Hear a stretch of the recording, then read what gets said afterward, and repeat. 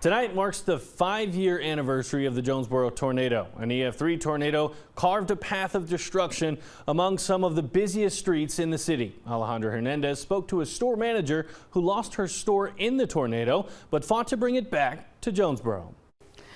When the tornado tore through Jonesboro, it took out one of the staples of the city, the mall at Turtle Creek. 5 years later, some of those stores are still gone, but some took a long journey to come back. I spoke to store manager Anna Treese, who brought back one of the most popular stores at the mall. It's so crazy. COVID, everyone talks about that period. COVID was secondary for me at that time. The tornado was what changed my life. It kind of turned it upside down. You need to watch this storm closely, but for the bulk of the city of Newport, you were outside. 5 o'clock on a Saturday is always a busy, busy time for malls. I'm so glad that they issued that tornado warning, because what I'm afraid of is that this thing's going to form right near Jonesboro. A higher being had the mall closed due to COVID-19, and so most of us were at home watching. We knew that there was bad weather in the area, but thankfully most of the employees and customers were not inside the mall that day.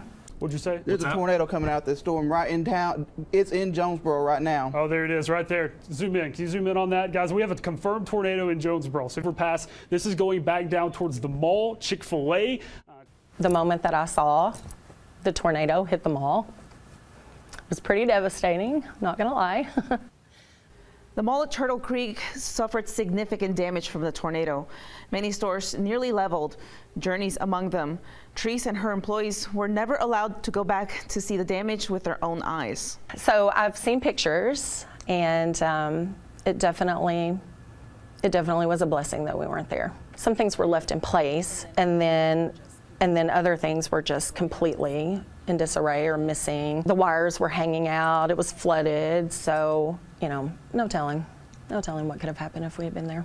I was immediately on the phone with Journeys, like, can we get a temporary location? What can we do? You know, I need to reopen as soon as I can get open. You hear a lot of people say malls are a dying thing, but we actually have a lot of stores in our mall who were top in their company, ours being one. We had come off of the best year ever into not having a store at all. It was hard. It was hard trying to figure out what to do next.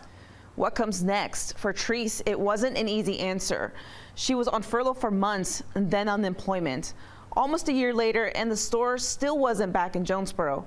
Treese made the difficult choice to travel to Memphis and work at a Journeys there. In our little tiny vans. At some point, I missed my Journeys family. I wanted to be back with my customers. I wanted to be back with my colleagues. There was no light at the end of the tunnel. I decided to make a change and start the drive, and then the bridge was out during that time, so it would take 2 to 3 hours. One day it took me 6 hours to get to work. About a year and a half in, I decided that it was time, and it took me a few months to find me a replacement.